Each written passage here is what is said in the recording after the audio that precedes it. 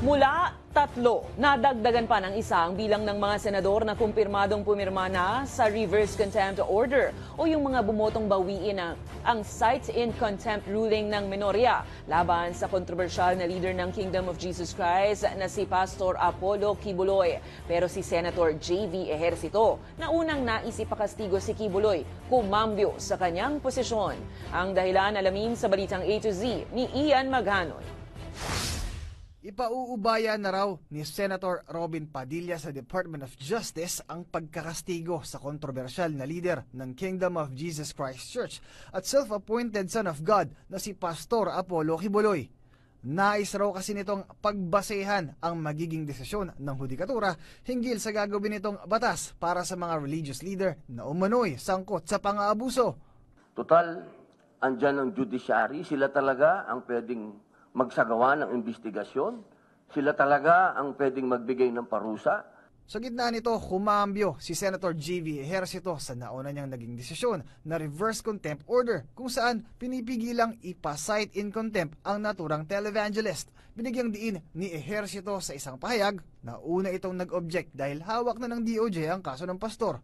Pero matapos daw pag-aralan ang mga testimonyang ikinanta ng mga witness sa komite na nang rape umano si Kibuloy, agad raw niyang binawi ang boto.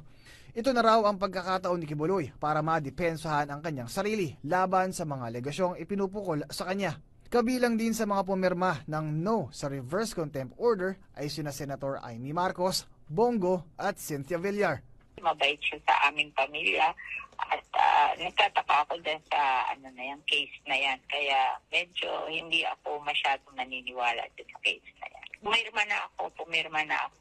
Sa kabila nito, wala pa sa ngayong kumakampi sa komite ni Senator Risa Hontiveros. Matatanda ang ipinasite in contempt ni Hontiveros si Kibuloy matapos nitong deadmahin ang sampina ng Senado. Gayunpaman, nakikita ni Padilla na posible raw na sumuporta sa reverse contempt order ay Siyempre si Senator Coco wala na dun sa numero kasi siya nga yung nandun di ba? Binigyang diin din ni Padilla na tuloy-tuloy ang panliligaw nito sa mga kaibigang senador na sina Raffy Tulfo at Grace Poe para mabaliktad ang cite in contempt ruling. Si Ma'am Pia hindi pa. Si Senator Mark, mga 2 araw na namin kinokontak pero hindi pa namin makontak. Kabilang sa mga dahilan kung bakit daw tinutulan ni Senator Robin Padilla ang cite in contempt ruling na inihain ni Senator Risa Hontiveros laban kay Pastor Apollo Kibuloy ay ang separation of church and state na nasa ilalim ng konstitusyon. Aniya, ibang usapan raw ang pagkakastigo kay Kibuloy kung nadadamay na pati ang buong Kingdom of Jesus Christ Church. Huwag natin ialis ang usapin na yon sapagkat meron tayo sa konstitusyon na paghihiwalay ng religion at ng Estado. Pero higit raw sa pagkakaibigan ni Padilla at Kibuloy noon pang Arroyo administration ay ang ambag ni Kibuloy kontra terorismo, katuwang ang National Task Force to End Local Communism Armed Conflict o NTF-ELCAC. Para sa mga mata ko, ng isang tao ang tingin ko bayani sa pakikipaglaban niya sa komunista na naging kasama ko,